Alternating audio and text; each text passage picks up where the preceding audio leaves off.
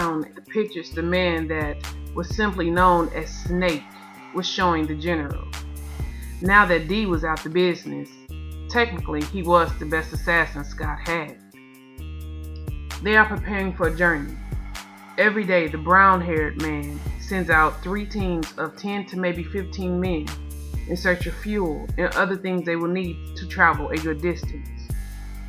Judging by the way they are breaking down the camp, I don't think they are planning on returning. He put more pictures on the desk. These are his generals. Each of them have their own men. They train from sun up to sundown, running drills on how best to protect a large caravan. These men are extraordinary fighters. I have never seen the like. He pointed at a close-up picture of the brown-haired man. This is your problem. I don't know whose he is, but he has been genetically enhanced. He's fast, strong. Snake shook his head. He's a weapon of mass destruction all by himself. When you add his generals and her, you're talking about an extension level event. He laid down a picture of Deborah, and a muscle ticked in the general's cheek. On the picture, she was looking over her shoulder, smiling at someone. And for a moment, the general could not hear anything else but the pounding of his own heart. His sweet Deborah. So beautiful, it hurt to look upon her. Snake didn't have to tell him how deadly she was. He already knew. He had trained her. He also knew what ran through her bloodline. She was identical to her foremother, who had sailed here to America in the belly of a slave ship. A princess, eldest daughter of an Igbo king, who at the time could trace his lineage all the way back to King Solomon. The animals that she called kinsmen had guarded her fiercely, sacrificing their own lives to keep her safe. They believed her to be too pure to be touched by the white man's unclean hands. And foolishly, they had lost their lives trying to stop anyone who dared. He chuckled. Quite a few of them had successfully done damage before being shot. But that had nothing to do with him. He had taken one look at her standing up on that auction block, so regal, skin the color of coffee, eyes as sharp as a lioness. She held her head up, refusing to bow to the inferior white savages, and he knew he had to have her. She had become his slave that very day. He looked forward to breaking that proud spirit she wore like a crown.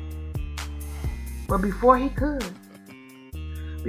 get a single taste, she was gone. Her people, knowing his plans for her, had helped her escape.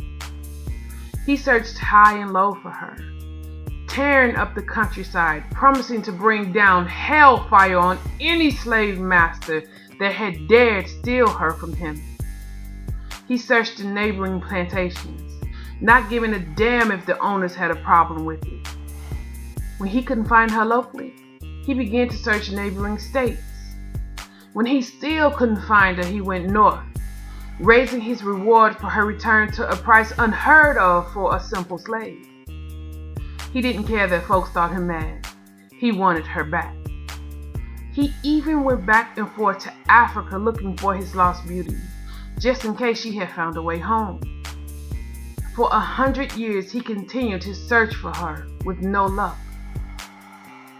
The Igbo, knowing who she was, had successfully hidden her from him.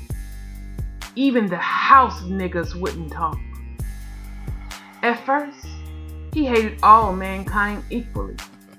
It didn't matter their color, they were men, chosen by the Ancient of Days to have a right to exist, loved by him, forgiven by him.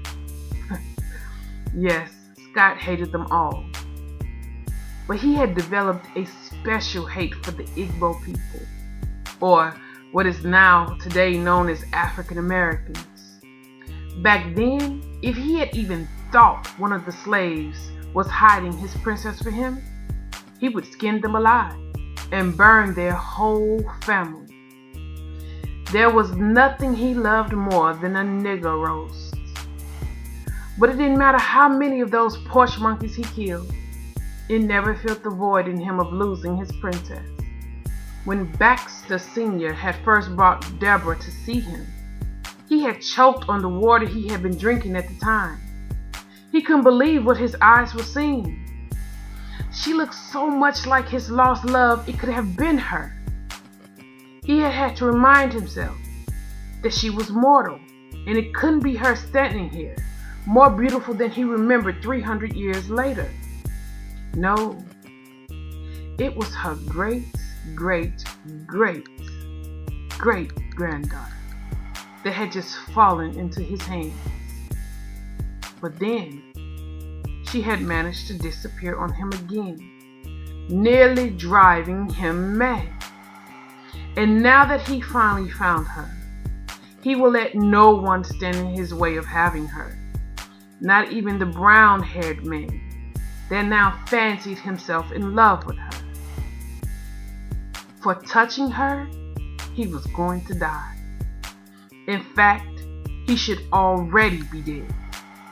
Which brought him back to this complete failure standing in front of him, giving him information he already knew. Snake rolled a blueprint out on the desk. The way that he has positioned his watch, here, here, and here, makes it impossible to come within half a mile of the compound without being seen. However, he rotates men every 8 hours. During this time, his watch is weak. Then why are you here empty-handed without my property? Scott spoke between clenched teeth. He was losing patience with this long-winded, self-important imbecile. Snake eyed Scott before his gaze shot to the Asian man that was quietly reading a book on the leather couch that was against the far wall. He never looked up from his reading as he casually turned the page. Snake swallowed visibly before turning back to Scott. He knew when those elevator doors shut and he began his descent to this underground base that this was probably going to be his last day on Earth. He had not even wanted to take this mission in the first place. If the order had been to kill Black Beauty, maybe. But to bring her back alive? That was a suicide mission and everybody knew it. Either way it went, he was gonna die. By Scott's hands, or rather his robots, or Black Beauty's. When he got the message to report to the base immediately, he knew his end had come. But for the life of him, he had to try to get Scott to understand. He pointed to a photo of the brown-haired man perched up on top of the wall, looking out into the darkness like some kind of wild jungle cat. I have come close, way closer than any of the others you sent. But then, suddenly, out of nowhere, he appears on the wall, looking out like that. Snake shook his head, seeming confused. It's as if he can hear me. Scott's cheek began to twitch. His anger had reached the boiling point. Everybody knew he had zero tolerance for excuses. Are you telling me this human has super hearing? He asked demeaningly. Snake looked down at his boots, hiding his anger at Scott's words. Are you telling me this human can dodge bullets? The general stood, putting both hands down on his desk. I see him perched on a damn wall, making himself a prime target. Why haven't you managed to put a bullet in him? Raven shook her head. Of course not. He should have never taken this job. Trying to obtain Deborah when she didn't want to be obtained was near to impossible. But now that she had the one they called Dawid protecting her, it was impossible. The Asian man that had been calmly sitting on the couch reading a book just as calmly closed it and placed it on the table before coming to his feet. Snake didn't hesitate. He pulled out his gun and pointed it at the man, who casually walked toward him, rotating his neck and shoulder, loosening them. "Wait!" he hissed at Scott without taking his eyes from the Asian man. "Damn it, Scott, wait! Tell that thing to sit back down. You have to hear me out. They are why it hasn't happened." He used his other hand to point toward the picture of Daweed's men. "These are no ordinary soldiers. I have watched them train. I have never seen their skill level anywhere." He looked at Scott. "Not even here. Listen to me. The brown-haired man is their leader. He does things that no ordinary man should be able to do. That wall that he so casually leaps up on is more than 20 feet high. There is something different about these men." Scott's smile was deadly. "Zeus, do you hear this?" he said, without looking away from Snake, who was now pointing his gun between Scott and Zeus. "I do. He says there are men out there more talented than I." The Asian man spoke quietly from where he had come to stand off to the left of Snake. I think Snake has been in the field too long. Won't you show him just how talented you are, so that he will know where the real power lies?" Snake fired the gun and hit Zeus square in his chest. Zeus looked down at the hole that was now in his white suit jacket. "You've damaged my suit," he said, before he moved with lightning speed, grabbing the hand that Snake held the gun with, crushing his hand and the gun. Raven winced when the sound of it filled the office. Snake yelled out in pain and frustration. "I'm telling you the truth!" he yelled, as Zeus, still holding the crushed hand, yanked his arm, pulling it out of socket, before turning him as if he was a rag doll and wrapping his arm around his neck. The sound of his bone breaking blended in with the gurgling noises that came from his throat. "Whoever you send there is going to die, because it's there where the real power lies. I've seen..." He managed to get out before his throat was crushed. Zeus pulled harder on the arm, wrapping it tighter. All this he did without one hair on his head moving out of place. Moments later, Snake's lifeless body dropped to the ground. Zeus took a moment to straighten out his suit. "My goodness. I do believe that's the first time I've ever seen that. Did you just strangle that man with his own arm?" the general asked. One side of the Asian man's face lifted in a grin, before he nodded once. "I did. I see you still enjoy playing with toys." A dry voice came from the open office door. Raven blinked. They had all been so caught up in watching Zeus strangle Snake that they had not even noticed the door opening. A black man that was dressed to the nines stood in the door. Everything on him was bright, from the hot red suit to the flashing gold watch and ring, all the way down to bright red alligator boots. Where in the world had he found that outfit in this day and time? Scott rolled his eyes before he sat back down in his chair. "I don't have time for your buffoonery. I'm a very busy man." "Ah, my brother the general. Still gunning for the power seat, I see?" Raven's eyes widened. Did this man that looked as if he was on his way to the players' ball just call the general his brother? Scott looked up at Raven. "Raven, please have someone come and remove this body from my floor." "Yes, sir," she said, walking past the pimp. He winked at her and blew her a kiss. She shut the door behind, but instead of doing what the general asked, she pressed her ear to the door, too curious not to. "What do you want, Orel?" Scott asked, picking up the pictures on his desk. "I've come to help, baby brother." The general looked up at him with a humorous smile on his face. "What makes you think I need your help?" "You should have listened to this one," Dollar Bill said, pointing down at the dead man. You don't know who you're dealing with. The brown-haired man is the bastard seed of lion. Now this got Scott's attention. He sat back in his chair, folding his hands in the back of his head, his smile growing. You've got to be kidding me. I thought the lion's cub had disappeared. All this time I just assumed you had taken him out. Dollar Bill bit down on his teeth to hold his tongue. He hated all of his father's children with a passion. Tell me, big brother, what's with this get-up? Why black? You can be any race you want, yet you always choose to be a black man. And not just any black man. A watermelon, fried chicken, country, Cadillac driving, waste of space kind of nigga. He said the words as if there was a foul odor in the room.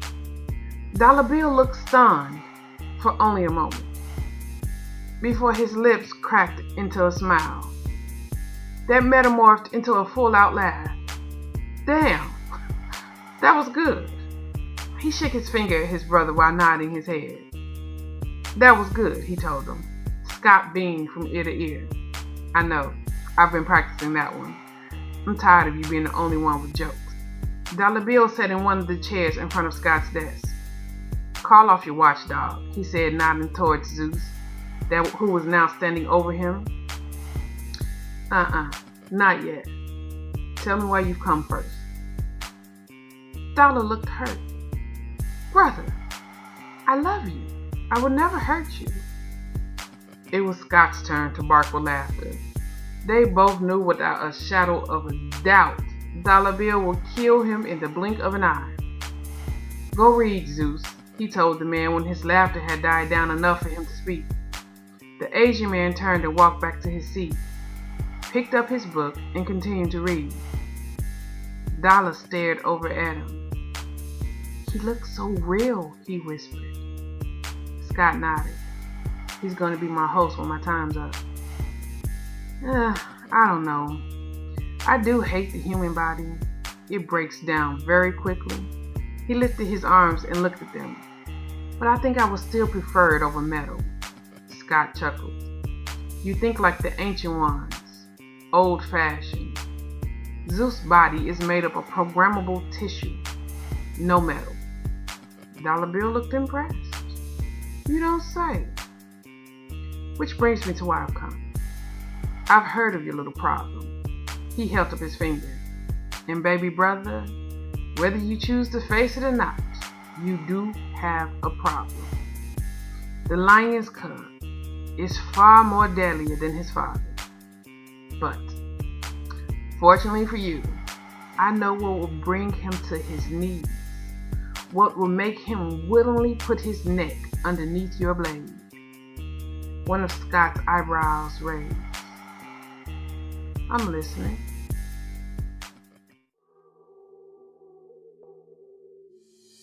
Today, the preacher and I set up on one of the high cliffs that overlooked the compound. About 50 yards away, Daweed's men were camped at their posts overlooking the area. Black lazily grazed on a patch of grass nearby. Overall, it was a calm and peaceful day. But for the life of me, I was having a hard time focusing on the words that the preacher was saying. You see, he had taken a pretty little jar of honey with a little red bow tied around it and a small little metal spoon out of his inside coat pocket. And as he spoke, he dipped the spoon in the jar before bringing the wondrous serum to his mouth. Oh man, before the flare hit, I had a killer sweet tooth. But I haven't tasted raw sugar in years. The closest thing I had to it was a few stevia leaves that my bell gave out every blue moon. But here this man sat in front of me with honey. Pure, beautiful honey. Deborah, repeat back to me what I just said. Oh. Thank y'all for my dark skin. Cause I was too old to blush, but way too old for anybody to see it. I hung my head, going back over his words to myself. Now I felt horrible. According to the ox that had known the preacher for a while, it was a rare treasure indeed to have him personally working one-on-one with me. Dawid had told me to pay attention and cherish every word. And here I ain't heard nothing he said since he pulled out that honey. Dang it. Knowing him, this was probably a test that I just felt miserably. You said, I exhaled. He chuckled to himself before screwing the top back on the sweet gold and putting it in the little spoon back into his pocket.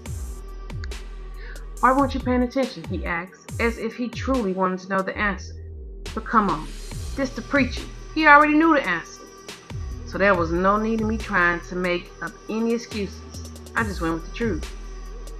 You have honey, but the honeybees are extinct. The flare wiped out the few remaining. He nodded. This is true. However, there are a few places left on earth where Yah has put a hedge of protection around the honeybee. I didn't want to appear thirsty, but I had to know. In America? I asked. With a slight grin on his face, he nodded. There's one place here. Imagine that. Man, to have some honey for my tea or for a piece of bread. The preacher watched me as if he knew my thoughts. He chuckled before he reached into his coat and tossed me a little jar of honey, this one wrapped in a green ribbon. I caught the jar as if he just tossed me the world's rarest diamond. You can have that. It's a gift. I looked down at the pretty little jar. Someone had put a lot of care into its design. The label read, Ruth's Honeybees. Who's Ruth? I asked. A good woman. A good wife and a good mother. He looked off into the distance as he spoke, thinking about this woman. For her to get that kind of response from the preacher, she had to indeed be amazing. I wonder if she's his wife.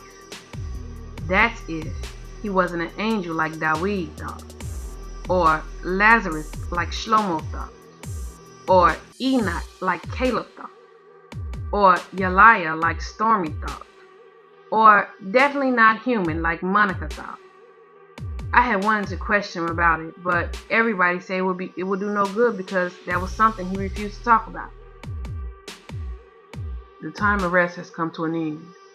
He spoke those words quietly, causing me to look up from the honey. This is the calm before the storm. He was looking off into the distance again. All of creation has waited for this moment. What do you mean, calm before the storm? My question caused him to turn and look at me. He blinked as if for a moment he forgot we had been talking. He had been thinking out loud. Oh my goodness. For the first time, I saw him display a human trait of getting lost in one's thoughts. However, my question caused him to focus back in on me. And just like any other time I saw him, he was back on the job. He squatted down in front of me, resting his arms on his knees.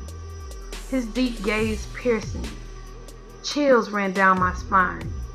I didn't have to be told that life-saving words were getting ready to come out of his mouth. My being already knew.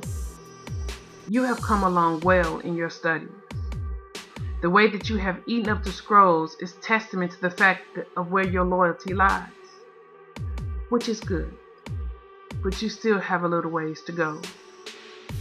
After witnessing your mother dying and going through other traumatic situations, your body went into a self-protective mode of shutting down your ability to feel. That was okay for that time. But Yah is love, and love you must feel. Now that you have love, you have to learn how to think through your negative emotions. In the beginning, the Ancient of Days created darkness, and from the darkness he created light. It was the light that he saw and said it was good. When he created man, he put him in the garden. Inside this garden were many trees, but there were two whose beauty was unparalleled. From the tree of light, of life, man was free to eat. but from the dark tree man was forbidden. Through trickery and lies, our father partook of that tree. Because of it, we are all born with two spirits that dwell in us and battle for our souls, the spirit of darkness and that of light. I could not look away from his intense eyes. It was as if they held me hypnotized as he bestowed these jewels on me. The spirit of darkness' only purpose is to get you to sin unto death. The more you sin, the more you weaken the spirit of light inside of you. The spirit of light is known as your strong man. It protects you from the lowly elements of this place. I raised my eyebrow in question, but before I could ask, the preacher answered, demons and other vile creatures. I nodded, understanding. The spirit of darkness works best when we are feeling negative emotions, sadness, anger, depression, lust. These emotions the strong man despises. They are toxic to him. They weaken him, giving the dark spirit the power it needs to whisper its lies, to whisper destructive suggestions to us in our own voice to get us to make the wrong choice. He held up a finger. But don't be deceived. In every situation man chooses, that is a gift from the Ancient of Days that can never be taken away. He chuckled. There is no such thing as the devil made me do it. That excuse didn't work in the beginning, and it won't work in the end. We can't say we lost it and did something foolish. When our emotions are high, there is a moment when we come to that cliff that we have to consciously make the choice to take the step off. He paused, looking at me, allowing his words to sink in.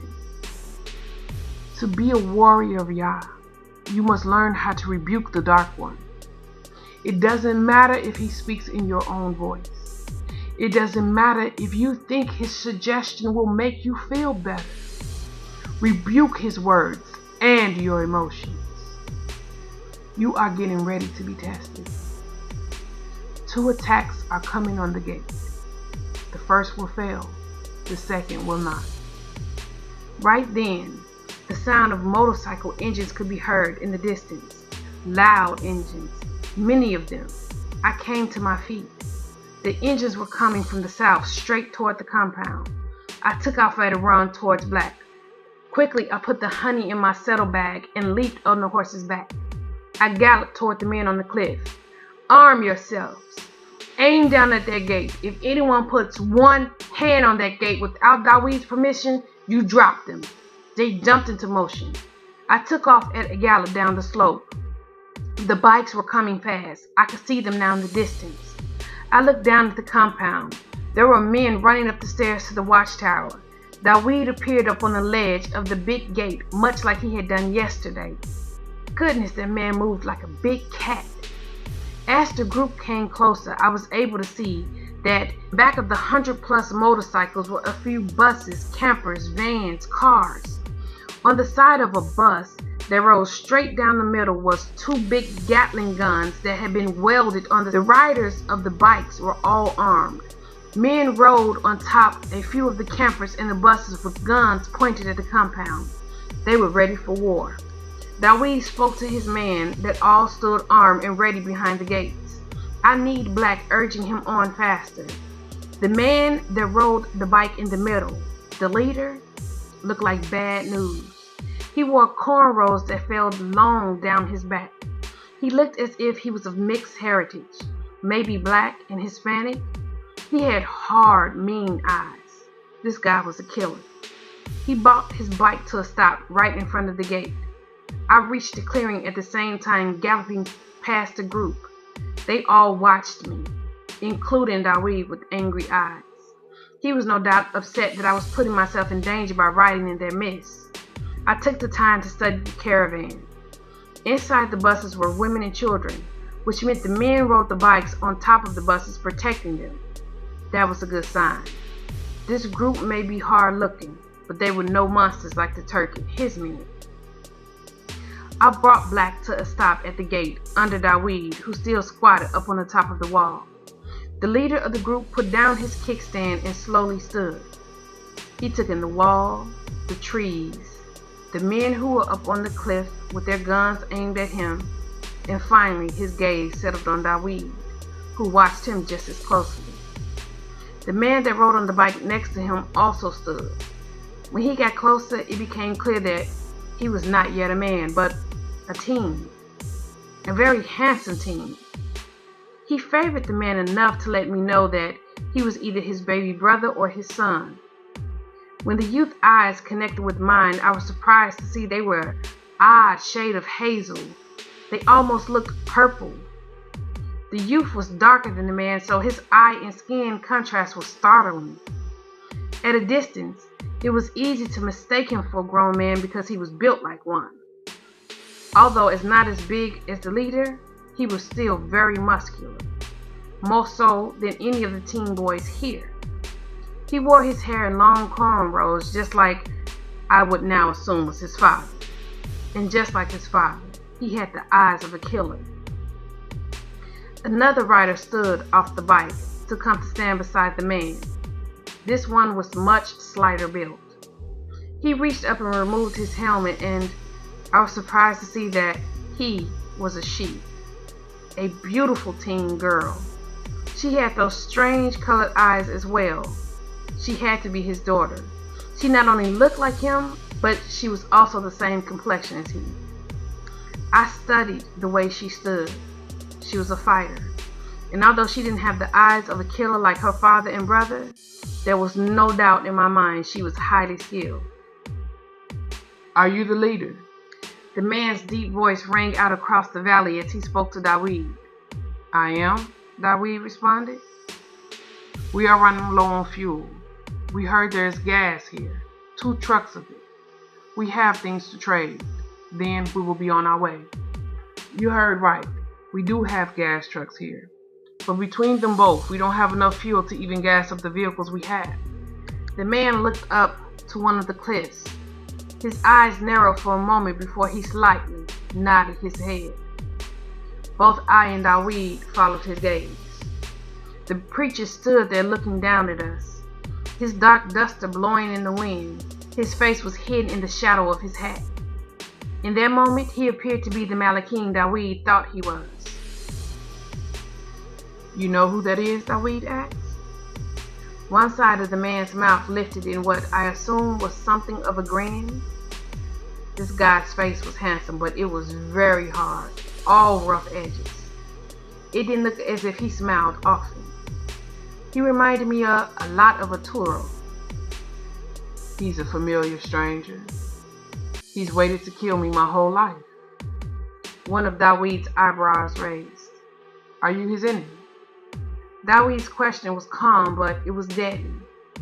I reached down and unsnapped the latch on the blade I kept on my thigh. The man's eyes missed nothing. For a while I was. It's a long story and I don't have the time to tell it. What's your name, stranger? Dawid asked. Gabriel. Gabriel Calhoun. Gabriel? I heard Shlomo's voice from somewhere on the other side of the wall. Dawid looked down into the courtyard behind him. You know him, Ak? He called down. Big guy, long braids like Gideon's. I heard Shlomo say. Dawid nodded. Gabriel looked at the gate as if he too recognized Shlomo's voice. Cain, Ak, open the gate. Yeah, he cool. He a good man. Dawid signaled for Eugene to open the gate. When it was fully raised, Shlomo slowly walked through, taking in the man in front of him. Gabe? He said, holding his hand up. A grin or grimace, I didn't know what you would call it, appeared on the big man's face. Shlomo. Man, it's good to see you, Ak. They clasped hands and hugged. Where y'all headed? The man looked up to where the preacher had stood earlier. He was no longer there. Before he looked back at Shlomo. If y'all have some space for us, I think we're supposed to be here. Shlomo looked up at Dawid, who leaped off the wall to approach them. The The man's eyes narrowed when he saw what my husband had done. Yeah, he had that effect on people. Do we have space, Ak? Shlomo asked him. Dawid took the man in. How could he not? Gabriel and his son had a hard edge to them. His teen daughter was not coming up short either. How many are with your group? Dawid asked. There are 44 people with my group. I have linked up with several other men who were also heading east. He turned his head and a white man with a long woolly beard stepped forward. He was huge. This is Cal. Like us, he was living in Texas when the flare hit. We met up with him and his group before we even left town. Like us, they are law followers. Dawid's eyes flew back to Gabe. Law followers? Yah's law? Gabe nodded. My family and I have been law keepers for over 20 years, Cal added. This is Noah. We met up with him and his group also in Texas, but the next town. They too were heading east. He nodded toward a light-skinned man. Are you a law keeper? Dawid asked Noah. Noah was a slight man, built like a ninja, and judging by the way he carried himself, he probably fought like one too. He nodded his head once. We are. I was born in the truth. There are 21 people in my group, all but 3 are law keepers. 12 in mine, Cal responded. All follow the law. Gabe nodded his head toward a man with long locks who leaned against his bike with his massive arms crossed. Next to him was a younger man that favored him, and he stood with his massive arms folded. There's Griot and his boy Keon. We linked up with them and their group in Oklahoma. Griot was Jamaican. When he spoke, his accent was so thick I couldn't understand a word he said. However, I was not surprised when my husband responded to him speaking patois as if he had been born on the islands. Griot visibly relaxed after going back and forth with Dawid. The little I got from what Griot said was that yes, he was in the truth. He traveled with what sounded like 15 people who were all from Jamaica and all in the truth. You from Jamaica? Gabe asked when Dawid was finished speaking with Griot. Nah, he responded. But Shlomo cut him off. Do you remember Lion? He asked. Gabe nodded his head. Of course. I'll never forget him. He saved my life. This is his son, Dawid. Gabe's eyes widened with recognition. Okay, I thought you looked familiar. He clasped Dawid's hand again. I knew your father. He came to see me in New York a few times, and my wife and I flew to visit him in Chicago a few times. A great man. Is he here? He looked behind us into the gate. I could see Dawid's whole mood change. His pain for his family like a fresh wound that had just been reopened. I haven't seen my father in over 20 years. I don't know if he or my mother is dead or alive. Gabe sobered, probably because he could relate to that pain. I'm sorry to hear that, Ak, he responded. The mood was much heavier as he introduced us to 4 of the men whose people now traveled with him. In the end, we welcomed the huge group into the gates. As they walked in, I saw Gabe's son, who he had introduced as Luke, who was also the twin of his daughter, who he had introduced as Dynasty. Anyway, Luke's eyes fell on Eve, who sat with her parents and baby brother in front of their tent. And y'all, I had to put my hand over my mouth to have my smile, cause old Daddy Caleb was not happy with the way the boy looked at his daughter, who was looking down at the ground blushing like crazy. It was something there. Anyway, it took some time and some rearranging, but we eventually got everybody settled in. We had to move all the vehicles outside the gate, which was a big risk. But unless someone came along with more gas, they would be useless anyway. So the number of tents that were in the courtyard and around the sides and even into the garden out back had doubled. And like each time we welcomed new people, we settled down that night with a little feast. around a huge bonfire in the center of the courtyard.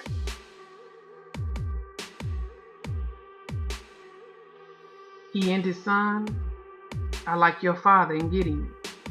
I turned to look at Shlomo, who leaned up against the tree next to me.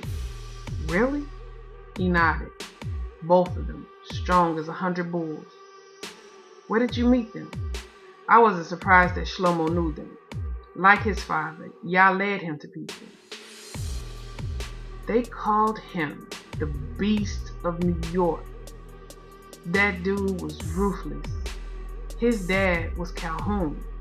Now, you was too young to know about him, but your dad knew who Calhoun was. Anyway, he abused him as a kid. Shlomo shook his head. Did a real number on me. When I met him, I knew there was nothing I could personally do for him. I just wanted to get him to Lion. He chuckled, shaking his head. Just get him to Lion, he repeated, looking out across the courtyard. He didn't have to say any more.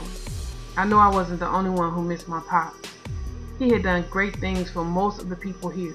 I looked around at the crowd of folks. The preacher said I was to lead east. I didn't want that job. I was not my father. I can't stand up under the weight. My shoulders were not that strong. Shlomo put his hand on my shoulder. Hang in there, Aunt. Don't give up. All is not lost. Your parents, they'll show up. He gave my shoulder a slight squeeze before walking away to join Stormy, who stood talking to Yasmin, Gabriel's wife. Two arms came around my waist to circle me from the back, and a pair of small arms came around my leg. Instant comfort spread through me. I reached down and scooped up Yafa in one arm and used the other to pull Deborah close, kissing the top of her head. She put her palm on my belly, looking up at me. She was so beautiful. To see such a woman look at me that way just made me want to fall on my knees and thank Yah. I was not worthy of her or Yafa's love. What are you thinking about? She asked, reaching up her hand to tuck one of my locks behind my back. I exhaled, looking back out amongst the people. Most of these men found their way because of my dad. He was strong like that. Strong enough to run a gym, train warriors that Yah sent his way, bring up a family, take care of his wife. My mom was the happiest woman on earth. I looked down at Deborah Yah. She deserved to be the happiest woman, and I had messed that up. She had actually left me. What made me think I won't botch getting these people east? What are you worrying about? She asked, rubbing her finger over my brow. You're frowning. She frowned up her beautiful face, mimicking mine. I'm not my dad. I can't lead all these people. What if something happens? Shh. She put her finger to my lips. Don't listen to that voice. It's a liar. You can't listen to it tell you you're going to fail. If Yah didn't believe you can do this, he would have chose someone else. I closed my eyes as she spoke softly in my ear. The smell of her coconut body butter drifted up in my nose, comforting my frayed nerves. You got this, baby. Yeah, Yah may have led a lot of these guys to your dad in the past. But now, in these perilous times, he led them to you. Your dad has trained you and prepared you for this day. Don't let all his hard work go in vain. I opened my eyes and looked down at her. Her words giving me the strength I had momentarily lacked. She smiled at me. Plus, Yah is your strength. And with that, there ain't much you can't do. He has it for you to lead these people east. And lead them east you shall, my king. I'll be right here, right next to you to help you all the way. I smiled down at her through unshed tears. She had no idea what her words had just done for me. I got the baddest girl on my team, don't I? She nodded. Show you right. And I got your back, Big Daddy. I pulled her close till my lips were pressed up against her ear. She shivered. I closed my eyes and waited for that sound that had become music to my ears. Her breath caught in her throat as her heart rate increased. I smiled. "You know I like it when you talk like that," I whispered before I gently kissed her ear. When I looked back at that crowd, I felt better. I felt that yes, I could do this. Nah, I wasn't my father. But Griot was right. He had trained me for this my whole life, and I will not let him down.